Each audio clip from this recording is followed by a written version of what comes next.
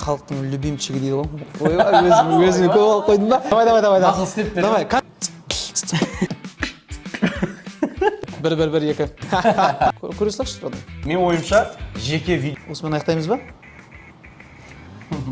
Сәлем достар баршаға, ассалаумағалейкум. Қалдарыңыз қалай? Сіздермен бүгінгі алғашқы YouTube подкастымызда мен Мұса Бауыржанұлы және де менің бауырым.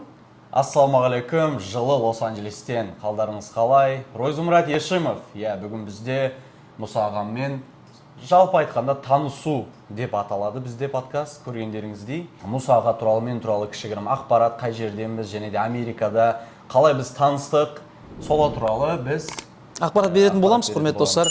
Ал енді Рози деймін мен енді өзім. Шымкенттің жігіті, жасы 22-де. Бірақ мен бір ғой қатты риза болғаным. Бұл жігіттің 8 қырлы, 1 сырлы екендігіне. Және де ең алғаш біз қалай таныстық? Өткен жылы сіз жаздыңыз. Иә. Бұл жігіттің видеолары ректен атады Қазақстанда. Бірінші рет атады, екінші рет атады. Сөйтсін кіремді. Қандай жігіт не істеп жүр? Қазақ жігіт, жалпы қазақстандық бауырымыз Голливудта қызыл кілемде осындай кіріп қалам. Сөйтсем менің өнердегі бауырларым, аға бауырларым, қыздар солар тіркеліп алған, қарап жүр екен.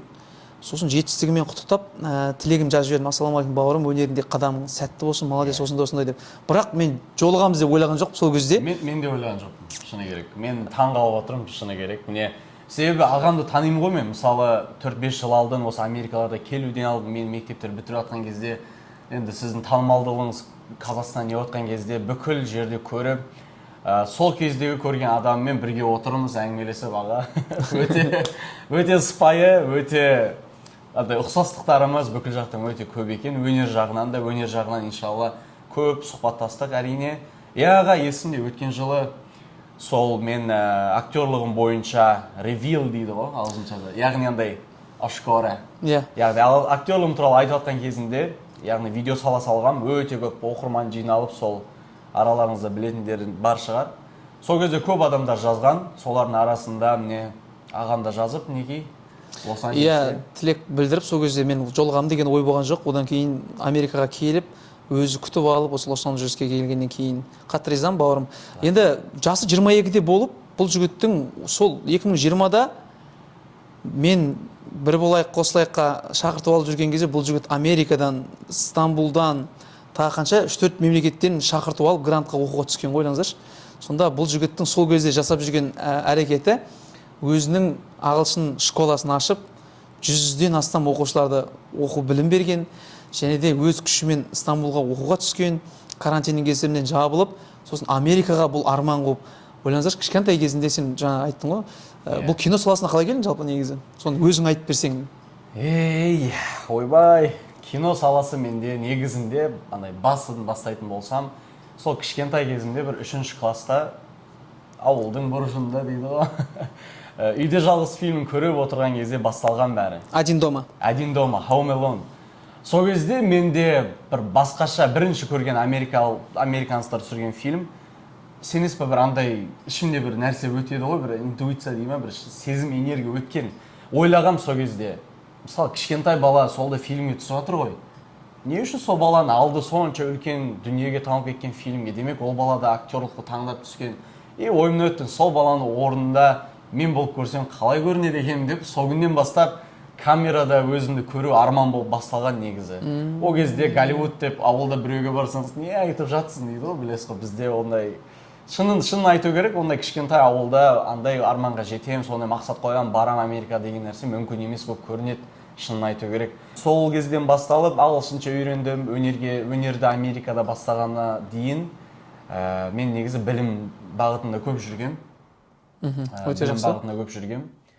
Содан кейін Америкаға келіп, тағы сол білім бағытынан 2 жыл көп деген нәрселерді істеп көргеннен кейін өнерді бастап кеттім. 2 жылдан асты, Аллаға шүкір. Сол. Өте жақсы. Жалпы енді бұл жігіттің еще 7 тілді біледі, ойлаңыздаршы. Ағылшын, испан, 7 тілді біледі, ойлаңыздар. Бұл жас кезінен бастап мен қатты ризамын, және де өткендегі өзінің жақын арада сіздерге бөлісетін бір ақпараттар бар. Оны енді YouTube Сізге желісінде маған айтып көргеннен кейін мен қатты қалдым. Прям ана рөлдерді көріп бар ғой, кәдімгідей ағылшындардан артық ойнамаса кем ойнаған жоқ. Эмоциялары, ағылшыншасы 100% өте керемет. Жалпы ризамын, сәттілік адамға, қатты ризамын.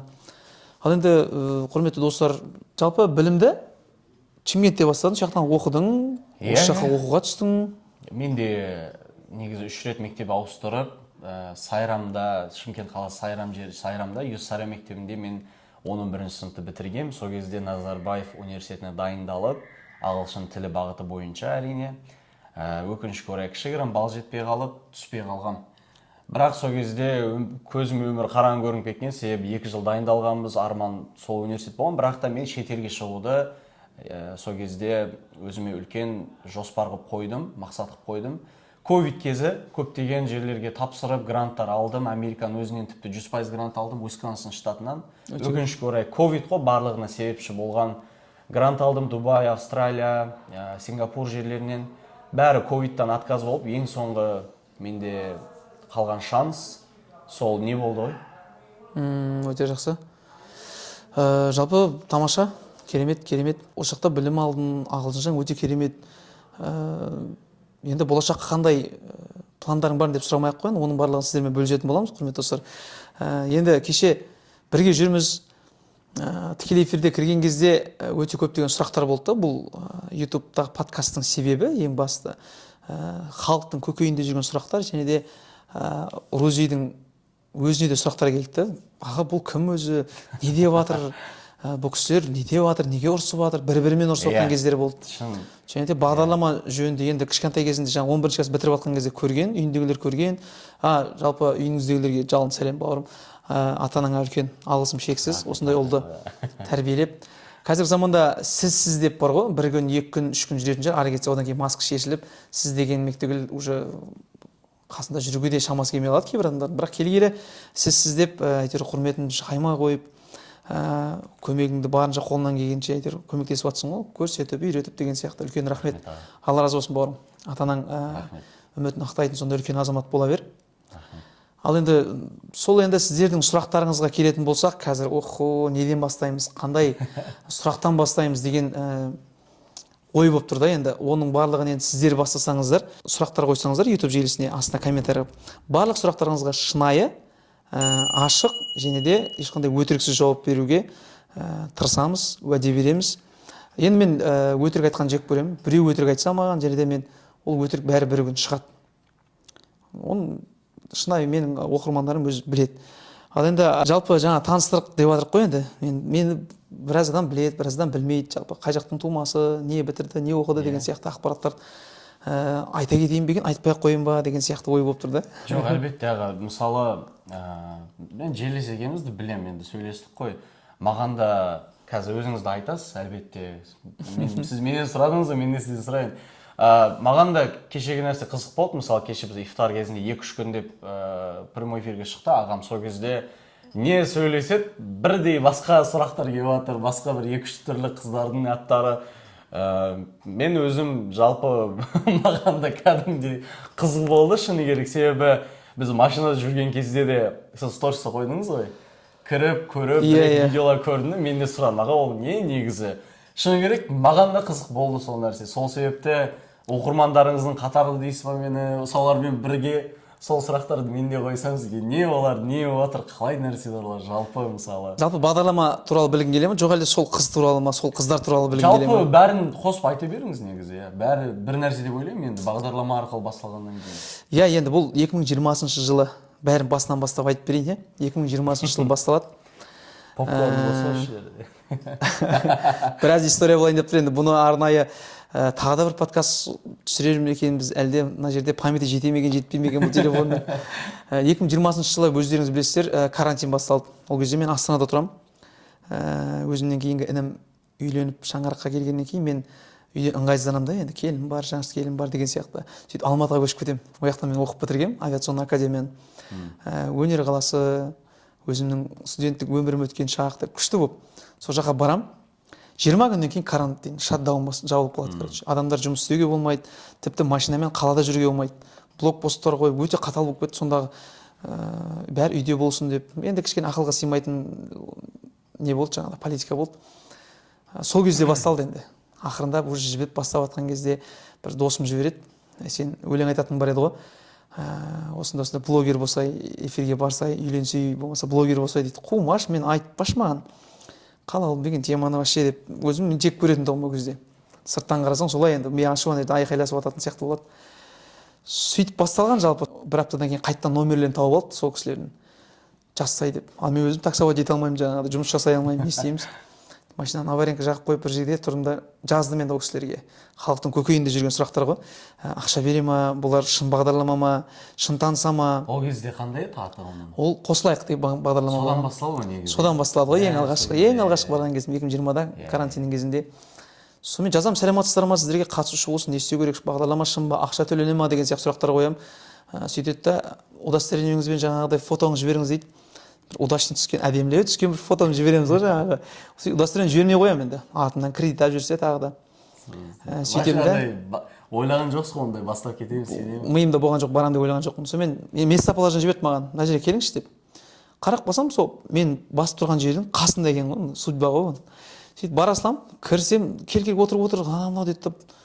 Әлжа жоқ, түсіндірген жоқ маған. Сонымен бетімді қалың жаңағыдай мейкап жасап, шашымды артқа қайырып, айна қарап отырмын. Мен осыған не істеп отырсың мына жерде деп қоямын. Бірінші келген кез видеоңызды потом маған тауып беріңіз, мен көрейін, иә. Иә, ютубта болу керек. Бірінші келген кезіңізді ше. Жаңағы қыздардың аты біреуі бар, Агата деген қызға келгем, сол Агата деген қызға. Сол кезде эфирге кірердің алдында Нұрсұлтан деген сен танимын дедің ғой, жаңағы Шымкенттің баласы бар, Нұрсұлтан деген, сол айтады: "Ей, сен бұрын білесің ба, бұл жерге анау-мынау адам келмейді. Артыңды ашып жібереді, бұл жер анау-мынау" деп қорқытып тастайды кәдімгідей. Сөйтіп ойланып қаламын ана жерде, сөйтіп ойланып отырамын да. Жаңағы енді эфирде бәрі сен бұрынғы қателіктерің болса, жаман нәрселерің болса, оны ашып тастайды, біледі, айтып тастайды деген сияқты болады да, енді қорқытып. Сөйтіп ойланып тұрып, ешкімнен қарызым жоқ, ешкімнің ала жібін аттаған жоқпын. Барай деп кіріп кеттім, короче. Сөйтіп жаңағы Агата деген қызға кіріп, сол ол қызбен таныстық, короче, бір 3-4 танысу болды, 3-4 кездесу болды. Әдемі қыз ба, жақсы қыз, бірақ мінезіміз келген жоқ. Жаңағыдай, мен өз ауылдың баласымын, үлкендердің жаңағы ата әженің тәрбиесін алған, кішкене қазақи тәрбиелі алған жігіттің. Сонымен кішкене кемеді, әңгімеміз жараспай, одан кейін таныстықты тоқтаттым. Кеше айтып жатқан сол қызды айтып жатқан. Агата деген қыз, бірінші қыз. Оны сен көрген жоқсың, по-моему. Ол Аружан деген басқа қыз. Ойбой, бұл сұхбаттың бас аяғы бір 2-3 эфирге баратын сияқты. Кеше андай кино істеу керек дедік қой, есіңізде ма сол ифтар? Иә, кино түсіру керек деп жатқан. Түсіретіндей әңгіме болатын сияқты. Эпизод қылып сериал қылып шығады. Бөліп, рассказдың өзі сондай бөлінетін сияқты, себебі Агата мен бұл отдельно қосылайықтың тарихында. Жанры не болады ондағы? Киноның ба? Иә. Махаббат болатын шығар. Мелодрама ма, қалай? Драма ма?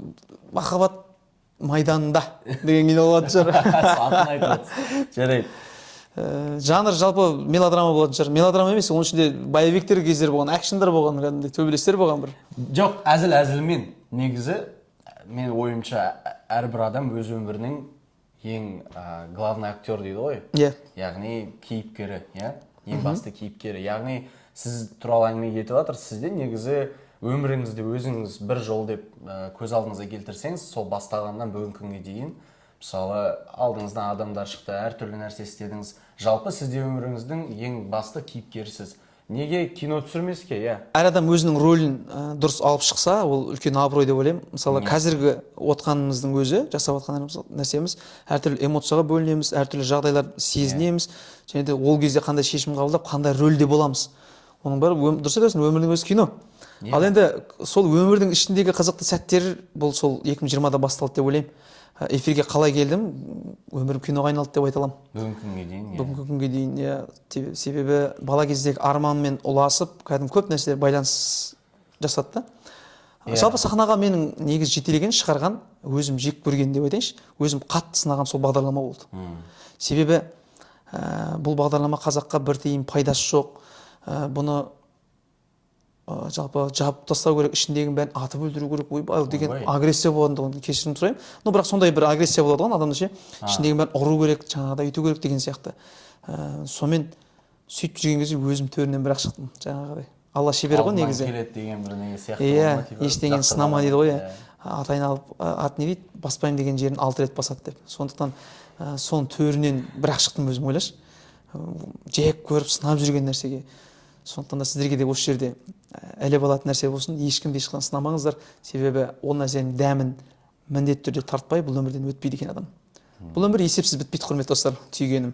Және де бұл эфирге барғалы өзімнің алған нәрселерім көп болды. Жақсы жағынан айтайын, көп нәрсе үйрендім деп айта аламын. Яғни халықтың пікірін қабылдай алу. Мен сөз көтере алмайтын адамдығымын.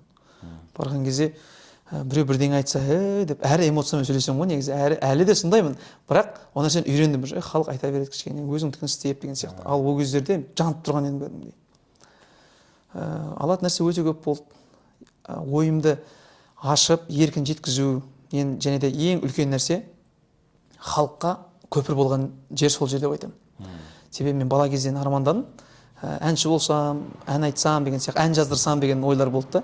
Бірақ мен енді авиация саласына оқуға түсіп, сол жақта грантта жүргеннен кейін, 8 жылдан кейін, сол 2020-да карантин болды, қалаулым себепші болды, жаңағы қосылайық себепші болып, халыққа көпір болып, алғашқы әнім сол жерде жазылды, менің ең алғашқы. О, аты қандай әніңіздің? Апау деген ән болды. Апау деген әнді Spotify-да көрдім ғой мен, естіп. Иә, ол әнді мен Жанар Айжановадан өзінен сұрап алдым. 8 наурызға бір ән керек болды енді. Мен енді үлгермедім ол жерге жаңа ән жазам деп. Сосын сол ән өзіме ұнайтындығын, домбырамен айтып жүретіндігім да. Сосын бір күн қалған кезде Тельман деген бауырымыз болды. Соған айтып, ол бір күн алдын жазып, Бекжан ағам сведениясын жасап берді. Өткенде саған айтып едім, сведения жасайтын кісі. Бекжан аға, Тельман бауырым, рахмет үлкен. Сол ән керемет шыққан. Апау деген әнді өздеріңіз білетін шығарсыздар, достар. Сол ән айтам, одан кейін барып жаңағыдай апаларымыз, үлкен кісілер, "Ей, бәрекелді, әнің жақсы шығыпты" деп жаңа мотивация берді. Сол шабытымды оятты кәдімгідей. Ақырындап тойға шығасың ба деген сұрақтар болып жаңағы. Осы әніңді келіп айтып берсең, домбырамен айтып берші деген сияқты сұрау. Енді әп бәрекелді деген бұл кез келген ер азаматқа, азаматшаға бұл шабыт береді. Иә. Және де одан кейін екінші әндеріме деген ізденістер жайлап басталды. Сонымен бұл жерде өнерге алғашқы көпір деп айта аламын. Ал енді қыздарға келетін болсақ, құрметті достар, бұны келесі подкастқа қалдырсақ қалай қарайсыздар? Сіздер қай қыз туралы, қай сәттегі? Оны қалдырамыз. Оған бір жеке арнауымыз керек. Ол маған да қызық болды кешегі эфирлардан кейін. Бүкіл адам қараңыз да, аға қараңыз. Қанша жыл өтсе де мен таңғалған нәрсем, сіз маған кейін кішігірім айттыңыз ғой, мынандай. Мен таңғалдым да, қанша жыл өтсе де әлі де сол уақыттан бері сізді көріп жүретін адамдар әлі де сол нәрсені бірдей сұрап жатыр, айтып жатыр, әртүрлі пікірін айтып жатыр. Ол сондай дәрежеде басқа сізді өмірде көрмеген фандарыңыз дейікші. Фандарыңыздың андай сізді қатты не дейді, қолдап па, андай жақсы көріп, сіздің өміріңізді жақсы болуға қалап тұрып, пікірін ашық айтқанның өзі менің ойымша сіздің сол оқырмандарыңыздың арасында және де сіздің оқырмандарыңызға болған коннекцияңыз, химияңыз деп ойлаймын. Демек ол бекер емес. Ол бекер емес, ол қиын нәрсе негізі. Жоқ, шыны керек аға, мен бір кіресіз сразу 200 адам, 300 адам қосылады. Барлығы сол нәрсені айтады. Иә, мен ойымша жеке видео түсіріп, ішіңіздегі сол айтатын оқиғаңызды айтып, пікіріңізді айтып, ол істеу керек деп ойлаймын, басқа видеоға түсіру керек деп ойлаймын. Жалпы халыққа, көрерменге айтарым өте көп негізі. Алғысымды шексіз, және де халықтың сүйіспеншілігін сезіндірген, халықтың любимчигі дейді ғой. Өзіме көп алып қойдым ба? Кешірім сұраймын. Жоқ, жалпы енді ондай любимчик деп өзімді өйтіп көп алғаным емес, бірақ та бір адамның, екі адамның болса да маған деген ақ баталарын берген кездер болды. 3 адамның болсын, мен соны сезіне алдым да. Сіздерге үлкен рахмет. Осы жерде қазір сол нәрсені айтудың, мен эфирде жүрген кезде рахметтерімізді айттық былай жалпы. Сыйлық жіберіп тұрады, жаңа тілеуіміз тілеп тұрады, дұғасын тілеп тұрады. Мен төбелесіп қалған кезде де өте көп деген туралы да көп әңгіме айту керек. Оның да историялар бар әрқайсысының. Соның барлығына жаңа тақымдарын қысып өз баласындай көріп отыратын халыққа мен басымды иемін, үлкен рахметімді айтамын. Бауырым, сен жалпы имиджің бар. Прям енді өзің образыңды қойған адамсың да, қатты ризамын. Бүйтіп отырайын. Шүкір, бүйтіп қойсай. Брэд Питт. Олардан асып жет. Бірақ енді осы Голливудқа дейін, осы кино саласына дейін кім болдың, қандай салада жүрдің, отбасында қанша адам болды? Мен өзің туралы айта келсең. Әлбетте, мен сол Сайрам ауданында, Шымкентте қазіргі Түркістан облысы ғой енді Сайрам ауданында Көлкент деген ауылда туып өскем. Көлкент деген Шымкенттен 20-30 километр. Отбасымыз өте үлкен. 3 ағам, 3 әпкем, мен ең кенжесімін отбасында. Ерке тотай. Ерке тотай. Актерлыққа дейін менде бағана айтқандай білім жолы, негізі білімді бастағанға дейін мен негізі өнер адам болған, негізі спорт адам болған дейінші. Менің әкем Қазақстанда чемпион адам, 20-дан асса чемпион болған мастер спорт, яғни үстел теннисінен Ешімов Тоймұрат. Менің өзім әкем ең үлкен мотивациям болған осындай жолдарды таңдауыма, себебі әкем де өмір жолында ештеңкесіз бастап Қазақстанда өзінің мысалы орын тауып үлкен жетістіктерге жеткен адам. Әкем менің кумирім, әкем менің ең бірінші мотивация берген адамым. Мен де сол әкем жолын таңдағам. Сол кезде яғни профессионал үстел теннисінен шұғылданып, көптеген жарыстарда бірінші орын, екінші орындарды алып жетістіктермен сол бағытта, яғни мектептерде жақсы бітіріп, мектептерде өте белсенді қатысатынмын. Жайдарман, бір жерге шығып, андай жайдарман жүргізуші дейді ғой, тамада дейді ғой, тойларда, сол сияқты. Яғни сол билеу, ән айту, битбокс дейді ғой, бүкіл өнерімді қорықпастан активны болып қатыса беретінмін. Күлетіндер өте көп болатын мектеп кезде, шыны керек. Күлетіндер болатын. Сөзің аузында бауырым, кешір бөлгенім үшін, бірақ бұл жігіттің 8 қырлы бір сыл дедім ғой. Соның дәлелі битбоксты өте жақсы жасайды, жан-жануарлардың дауысын жақсы салады. Теннисті өте мықты ойнайды. Өткен жолы парақшасына тіркеліп қойыңыздар, сол жақтан көресіздер, ана немен ұрғандарын көрсеңіздер, айта алмаймын. Бұл жігіт те чемпион. Және де папаңның мойнындағы алқаларын көрдім, сен көрсеттің маған, не деген медальдар анау деген. 100 ғой, 100-ден асты. Өте мықты. Аға ризам бұйырса осындай ұлт тәрбиелеп, енді аттауға дейді ғой, аттауға. Молодец. Өте сәтті ризам. Сол аға отбасының кәдімгі отбасы, андай қарапайым отбасымыз, жақсы тәрбие, Аллаға шүкір.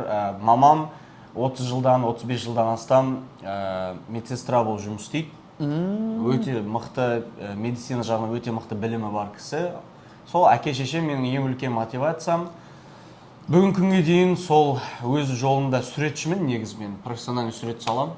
Сурет салады, оны ойлаңыздар достар, мен енді анау суретін көріп бар ғой. Сатып алған, немесе бір базардан андай бір компьютермен жасаған сияқты болады, 3D деген сияқты суреттер бар ғой. Өте күшті. Алдағы уақытта бір көрсетіп сіздерге әлеуметтік желіге салатын болады достар. Иншалла. Соның бір дәлелі болсын, бір битбокс сұрайық, битбокс жасап берші, бауырым бір жасап берші. Жаңағы енді жай біз енді ол өнер еш жерде қолданбайтын өнер. Бірақ Голливудта маған әлі ол бірақ пайдасы тиеді аға. Соны осы жерде қолданшы, родной. Осы жерде қолданшы, айтшы. Жақсы жасайды. Мен мысалы мына нәрсені өзін мен арғы жасаймадым да ма? Қызық қысқа айтып берейін ба? Босын ғана білейін бұл. Бұл жігіт қазір қараңыздар. Жоқ, қазір. Давай. Нақыл істеп берейін. Давай, қазір.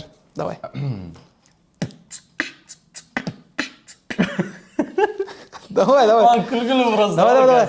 Жарайды. Қазір. Өнерді ұят жоқ. Жоқ, істеп жатырмын. Давай, істе.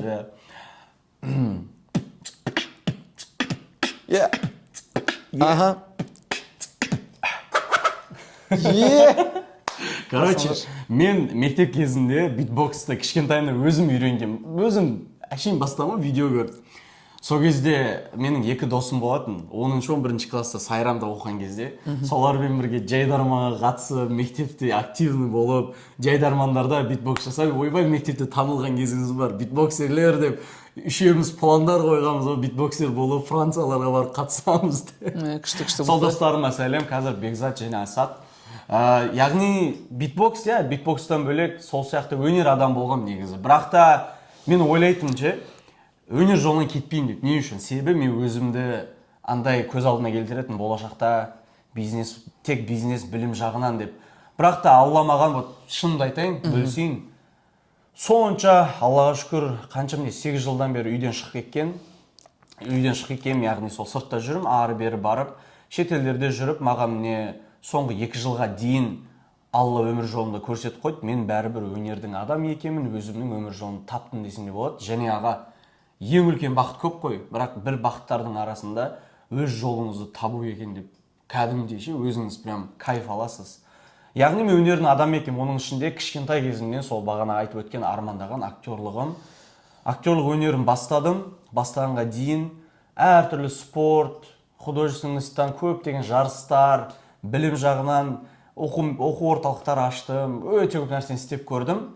Және де 20 жасыма дейін кішкентай кезімде осындай үлкен қағазға істеймін деген нәрселерін Аллаға шүкір 90%-дан астам барлығы шыны керек. Көз алдымдағы сол ауылда отырып көз алдыма келтірген нәрсе қазір мен шынайы өмірім деп айтсам болады. Өте ризамын. Жалпы арманынан адаспаған жігіт екенінде. Жалпы бізде қазақта жақсы сөз бар да, жар таңдаудан қателеспеу керек, және де мамандық таңдаудан дейді. Мен ойлаймын, жалпы сен өзің сүйген мамандықтың соның артында жүрсің, соның жолында жүрсің. Және де мен қазіргі таңда сенің көрген жетістіктеріңді көріп, тфай бұйырса көп ұзамай Оскар алуыңа тілектеспін, бұйырса. Иншалла. Әлемге әйгілі атақты өнер жұлдызы бола бер, бағың жансын бұйырса. Және құрметті достар, сіздер ойлап тұрған шығарсыздар, мына петличка, мына микрофонымыз бар, просто запаска дейді ғой.